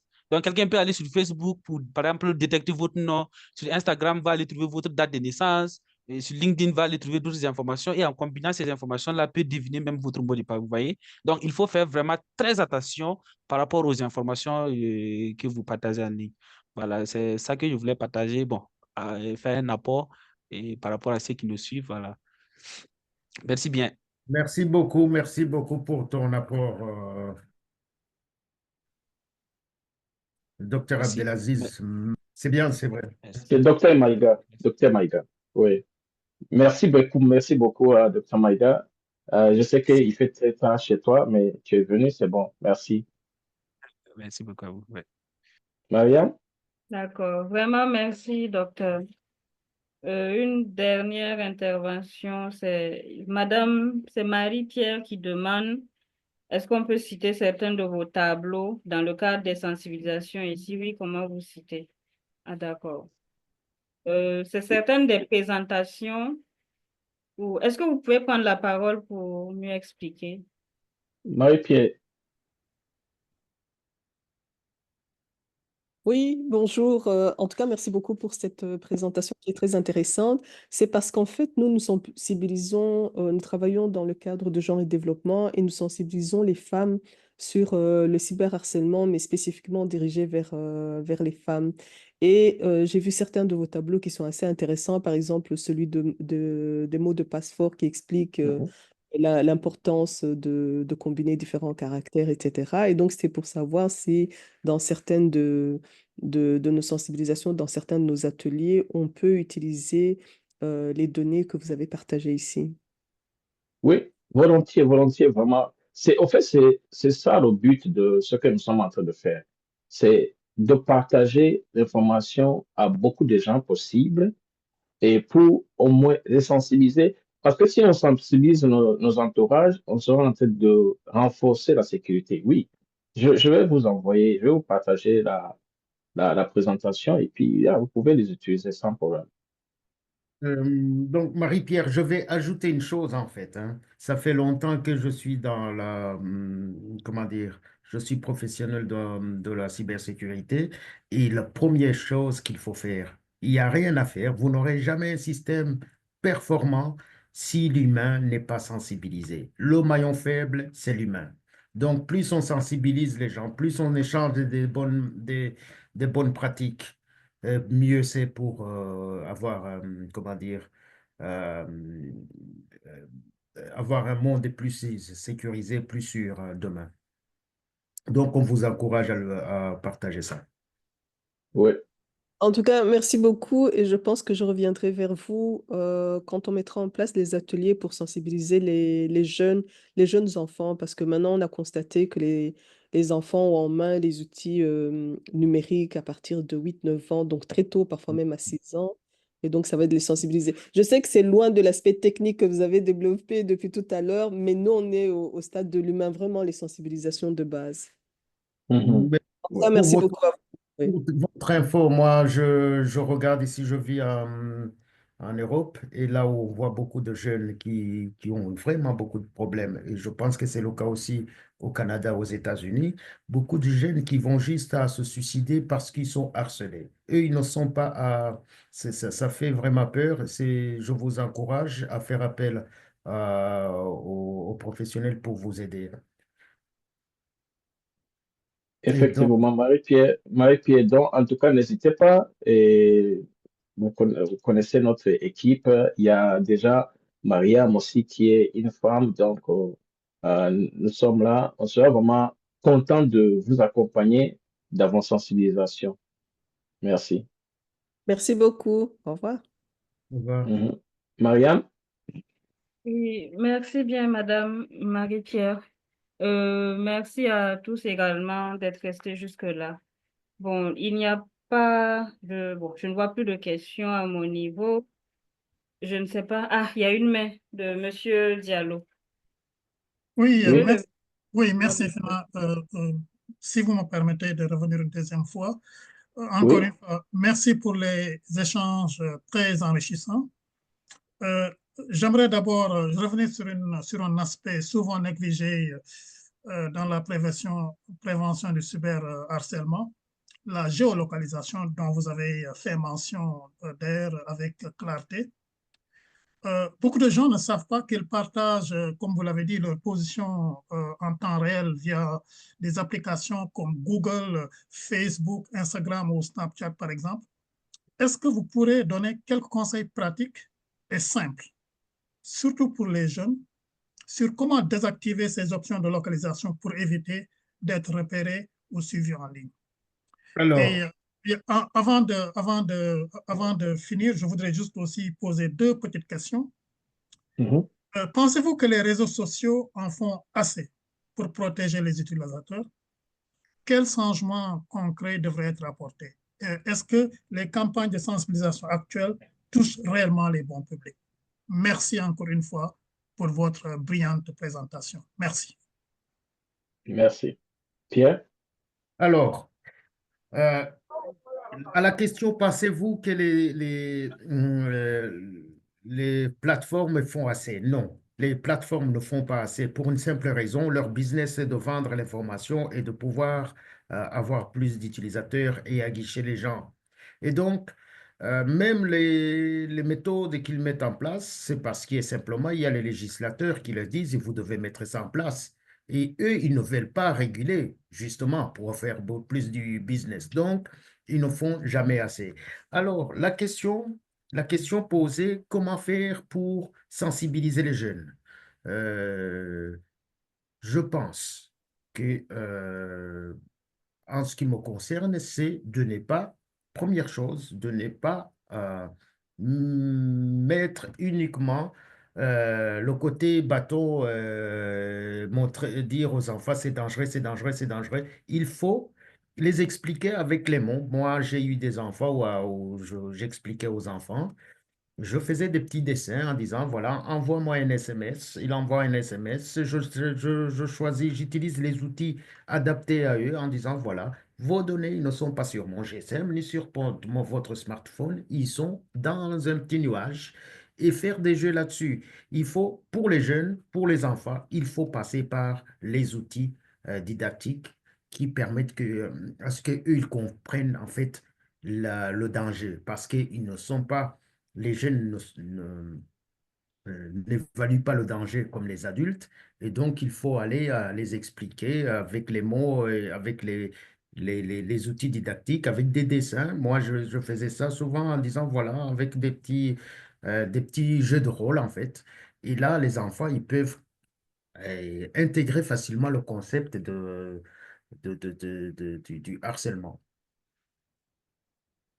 Ça, OK. c'est... Je voulais ajouter. Mhm. Tu as fini? Oui, j'ai fini, vas-y pour... Oh, OK. Je voulais ajouter, docteur Amine, sur ce que Pierre disait, par exemple, que les plateformes ne font pas assez. Moi, je me mets du côté d'un businessman.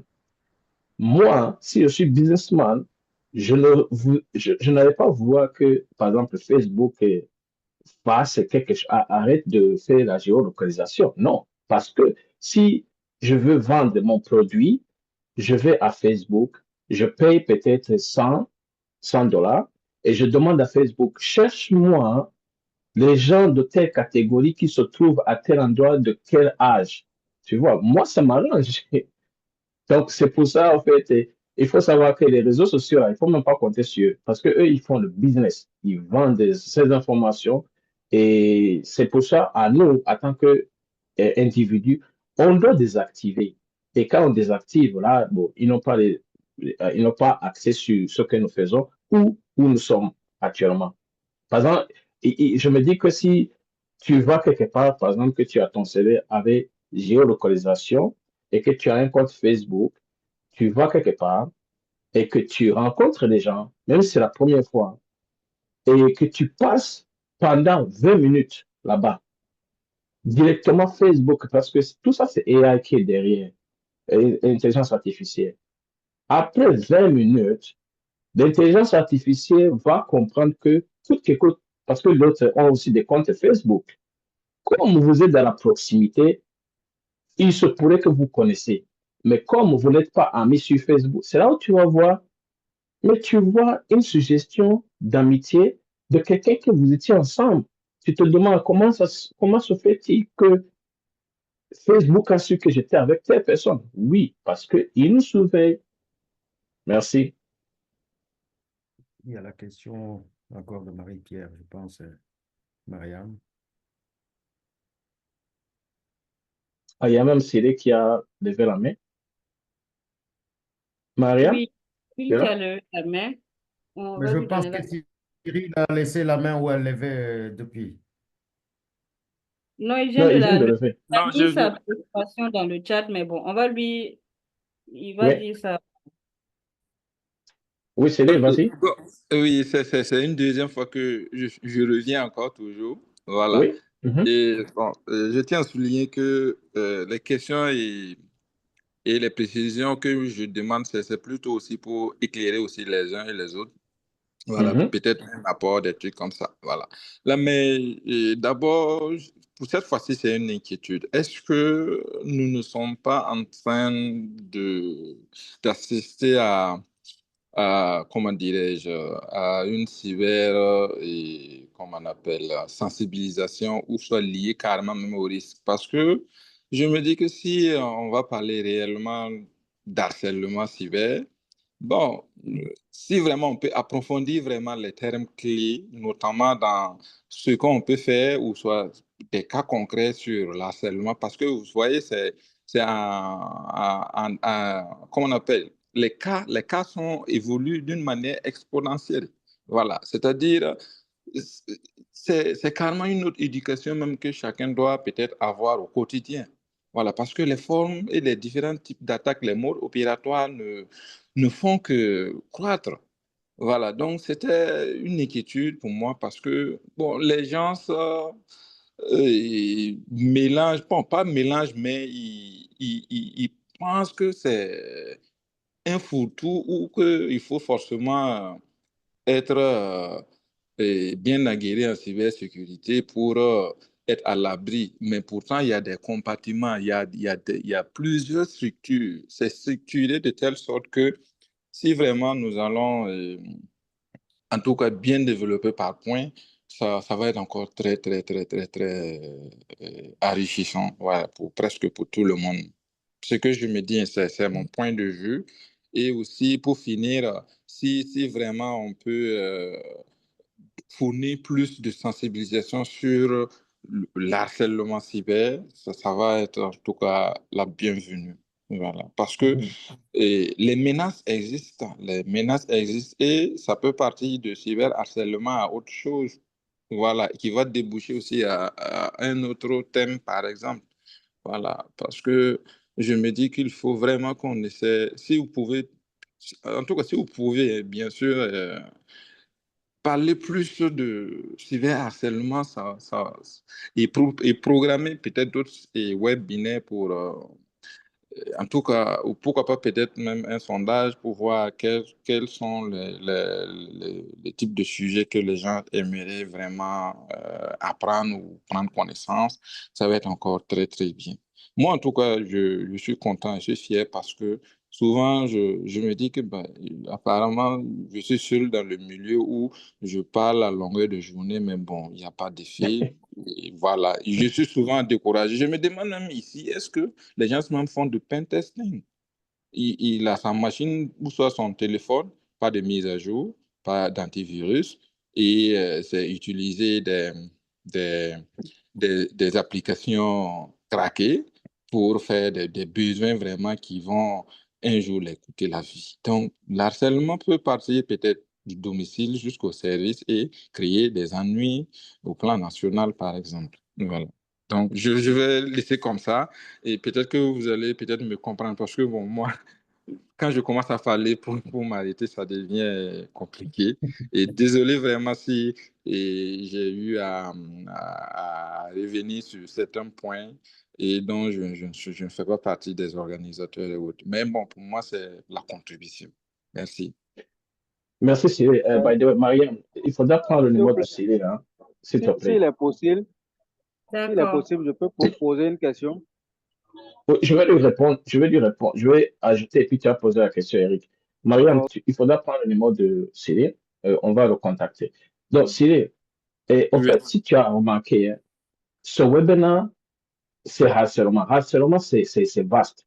Mais nous, on a voulu d'abord commencer aux alentours de nous. C'est-à-dire, est-ce que nous sommes protégés nous-mêmes d'abord?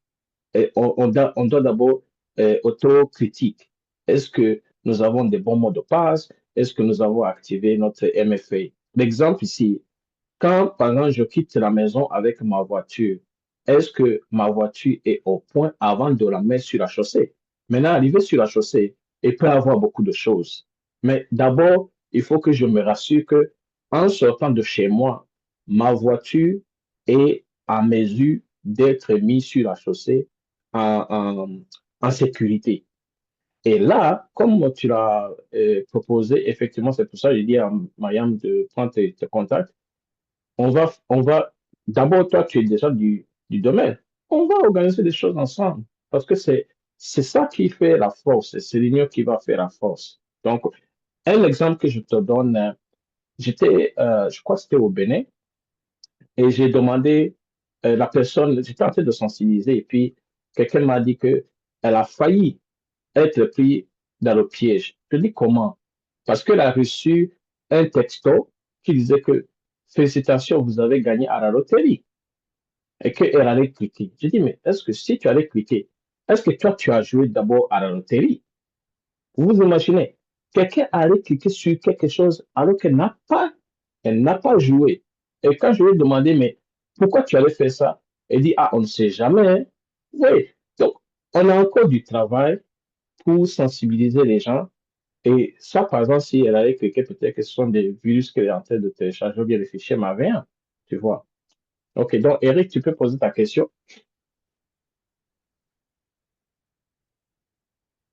Eric? Oui, je suis là. Oui, tu peux poser ta Déjà, question. oui, je voulais poser ma question. Généralement, dans le monde professionnel, on demande comme ça de communiquer déjà sur ses activités pour avoir une certaine expertise. Par exemple, pour moi, aujourd'hui, on m'a invité pour animer un panel dans une université. Et j'ai fait une publication, j'ai tagué, j'ai mis la géolocalisation. Du fait que j'étais aujourd'hui dans cette université-là pour animer un panel. Maintenant, c'est de savoir, est-ce que l'action que j'ai menée m'expose à une cyberattaque? est-ce que c'est important de pouvoir communiquer sur les activités auxquelles on participe, les activités, les formations, les séminaires, les conférences sur les réseaux sociaux? Tu as communiqué ça où? Sur Facebook. Sur Facebook. Bon, je vais te donner un exemple de quelque chose qui n'est pas bon. Supposons que tu es à Abidjan et tu dois aller, je sais pas, à Yamoussoukro. Tu te filmes, tu dis, je suis à Abidjan, je suis en train de partir à Yamoussoukro, tu mets sur Facebook. Le danger qui est là, si moi je te guettais, tu m'as déjà dit où tu avais le parti. Tu arrives à Yamoussoukro, tu poses et tu dis, oh, je suis à tel hôtel. Mais si je dois te faire du mal, mais c'est facile. Voilà, dans ce cas, c'est pas bon. Maintenant, côté professionnel, je pense que c'est pas mauvais de dire oui, je faisais partie d'un panel à tel hôtel pour tel événement. Ça, il n'y a pas de problème. Mais quand ça devient maintenant, toi, ta vie privée, parce que quand si tu es en train d'aller à Moussouko, c'est peut-être en vacances, ça, c'est ta vie privée. Faut pas rendre ça public. Alors que ta conférence, c'est public parce que moi, si je vois, je suis en train de chercher qu'est-ce que Eric a fait comme référence, là, je dis, oh oui, oui, oui, oui. Et j'ai vu, il a participé à telle conférence, il a participé à tel forum. Tu vois, là, c'est bon. Mais côté privé, ta vie privée, tu ne dois pas mettre ça sur le public. Je ne sais pas si Mariam ou bien Pierre veut acheter quelque chose. Oui, donc il y a des gens qui ont les métiers publics, donc vous devez, la communication de vos activités fait partie de vos business. Dans le cas où vous communiquez au niveau publiquement ce que vous faites, hein, les événements dont vous assistez et vous faites la promotion de vos événements, ici encore, il faut faire la différence entre la personne publique et la personne privée. Donc, vos données privées, si vous partez, il y a pas de raison, enfin, dans mon cas, sauf si c'est dans dans le cadre de vos déplacements publics, il n'y a pas besoin de dire je suis en train d'aller au Ghana, au Togo, et ou je ne sais pas. Il n'y a pas besoin d'autoriser tout. Je reviens ici, il y a quelqu'un qui a posé la question, comment faire pour essayer d'être moins traquable possible. Moi, ce que je fais, ce que je conseille, c'est au moment de l'installation, refuser toutes les autorisations. Dans mon smartphone, je refuse tout par défaut, comme ça. Et j'active seulement ce que j'estime nécessaire. Donc, tout ce qui est les géolocalisations, les accès à mes contacts. Est-ce que j'ai besoin d'accéder à mes contacts? Oui. Est-ce que WhatsApp a besoin d'accéder à mes contacts? Oui, je dois aller discuter avec Africa CyberSec, donc oui. Mais par contre, d'autres applications, non. Les jeux vidéo et tout ça n'ont pas besoin d'accéder à mes contacts et tout ça, etc. Je bloque tout, tout et tout. Et donc, il faut vraiment faire la part des choses entre le privé et le public. C'est pour moi, et c'est la meilleure moyen et utiliser les bonnes pratiques pour gérer vos mots de passe, etc. Ce que nous avons dit tout à l'heure.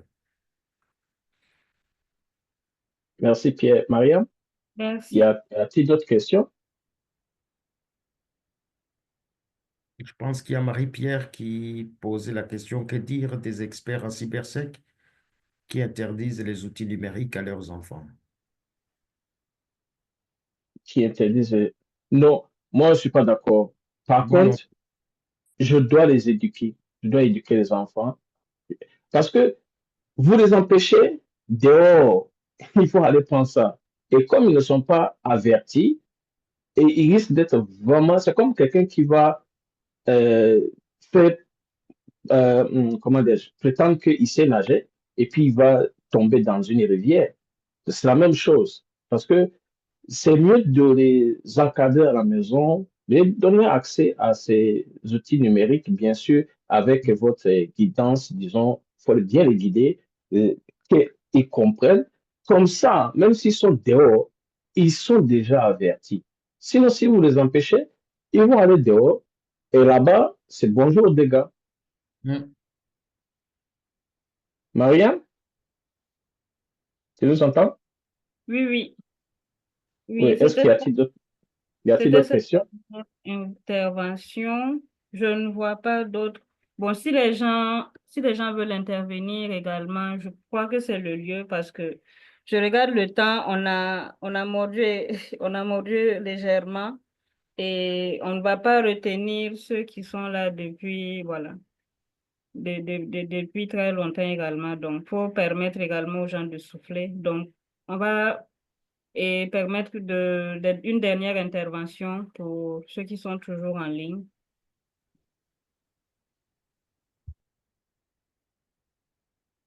Ok, je pense qu'il n'y a pas d'autres questions. Dernière question ou apport également pour ceux qui veulent. Ou bien des contributions, parce que j'ai vu, Voilà, il y a d'autres experts que je vois déjà dans l'audience.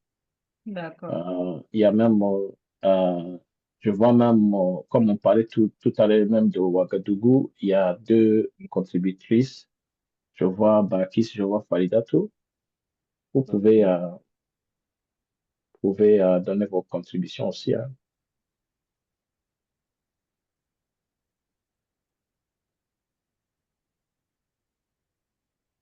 OK. Je me dis que on peut D'accord. clôturer. Mhm. D'accord. Encore merci à Oh, tous. il y a Cyril qui a levé la main. Oui, qui est J'espère que tu levé. as pris son contact, hein. Oui, je vais le contacter. OK. Cyril, Ok, merci bien. Une fois encore, je reviens encore. Voilà, bon, comme contribution, je crois bien que chacun doit sûrement prendre ça comme si c'était une activité quotidienne. Chercher à comprendre réellement ce qui se passe dans le monde cyber, comment se protéger et même si souvent même se former. Voilà, et payer les formations en ligne. Il existe pas mal de structures qui forment en ligne ou soit en présentiel. Voilà, parce que il n'y a pas de science exacte dans le domaine selon mon opinion, selon ce que je constate. Voilà, parce que tout change. Voilà. Les procédures d'aujourd'hui ne seront pas forcément les procédures que nous pourrons utiliser demain pour être sécurisés. Voilà. Donc, c'est vraiment une autre éducation que nous devons au jour le jour appliquer et enseigner aussi la famille, c'est-à-dire les enfants et même les proches. Voilà. Parce que c'est comment dirais-je, il y a un lien entre l'harcèlement traditionnel et l'harcèlement cyber. Et tout ce qui est du monde physique comme dans le monde virtuel, il y a un lien entre eux. Et vous allez voir, le gars, il peut commencer, par exemple, du monde physique, c'est-à-dire l'harcèlement que nous avons connu par le passé, c'est-à-dire un voisin, un ami, quelqu'un qu'on croise en ville ou soit quelqu'un bon, qui essaie vraiment de nous nuire, quoi. Voilà. Ça va commencer d'abord par une question de connaissance ou soit ça veut dire dans le monde physique. Voilà. Et par la suite, ça va se transformer dans le monde virtuel, notamment sur les réseaux sociaux et autres. Et maintenant, même avec l'avènement même de l'intelligence artificielle, quelqu'un peut utiliser votre photo que vous avez publiée, voilà, et inclure des effets. Et après, ça va vous coûter de la quinine. Voilà. Parce que c'est pas évident que vous allez pouvoir vous justifier parce que bon, on prend votre photo, on colle avec d'autres trucs dessus. Voilà, c'est une forme aussi de cyber-harcèlement. Voilà, donc il faut vraiment que les gens arrêtent vraiment, vraiment de s'exposer en ligne. Parce que tant que tu n'es pas une cible, voilà, tu as il y a moins de risques en fait. Voilà. Donc je vais m'arrêter là mhm. et passer la parole à d'autres personnes. Merci. Oui, merci, Cyril. En fait, tu as mentionné la formation et je voulais dire à ceux qui nous écoutent Africa CyberSec, nous avons une académie, on forme les gens à partir de zéro. Et vous n'avez pas besoin avoir des bagages en informatique. Vous pouvez venir de n'importe quel domaine, comptabilité, journaliste, communication, et on vous forme théoriquement et pratiquement. C'est-à-dire, on vous montre quels sont les outils que vous pouvez utiliser, qui sont utilisés dans la vie de la cybersécurité, hein. Et ce que vous devez savoir, beaucoup de gens, quand on parle de la cybersécurité, ils croient qu'il faut aller programmer. Non, non, non, non, non. 80% des compétences dont on a besoin dans la cybersécurité, c'est ce que nous appelons soft skills. Soft skills, c'est-à-dire, est-ce que je sais communiquer? Est-ce que je peux être vraiment à l'aise dans une équipe? Je suis quelqu'un qui est collaborateur, je suis quelqu'un qui sait s'exprimer, je suis quelqu'un qui est... Voilà, ça, ce sont les soft skills. C'est seulement 20% qui sont hard skills. Les hard skills, c'est comme on vous demande, est-ce que vous savez utiliser... Attendez. Je pense que ça va s'arrêter bientôt.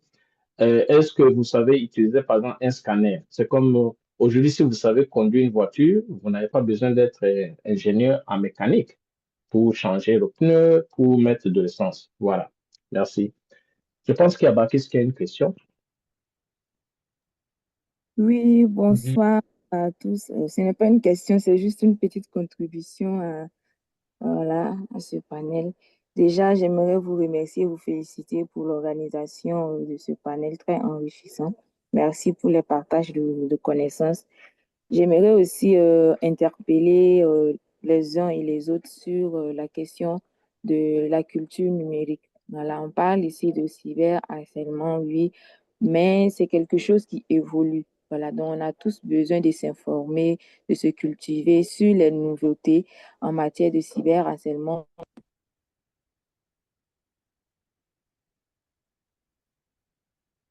Oh, on l'a perdu. Moi aussi, ouais, on l'a perdu, je pense. Certainement Oh, pour la Bakis. question. Oh, je crois qu'il a un problème de réseau. Oui. Ok. J'espère que au moins les gens ont compris ce qu'elle est en train de dire. Ok. Oui, l'idée, quoi. Oui. C'est une Mm. contributrice aussi beaucoup elle fait beaucoup de sensibilisation, comme je disais avec Farida Tokiera aussi. C'est une bonne chose. Ouais. Mariam, je pense qu'il n'y a pas d'autres questions. Donc, bon, comme on est déjà au terme de cette rencontre-là, on va vraiment remercier les uns et les autres. Surtout merci à vous, Monsieur Eric, Monsieur Pierre, pour les présentations qui ont eu beaucoup d'engouement, raison pour laquelle on a débordé. On était censé finir, bon, et 20 minutes.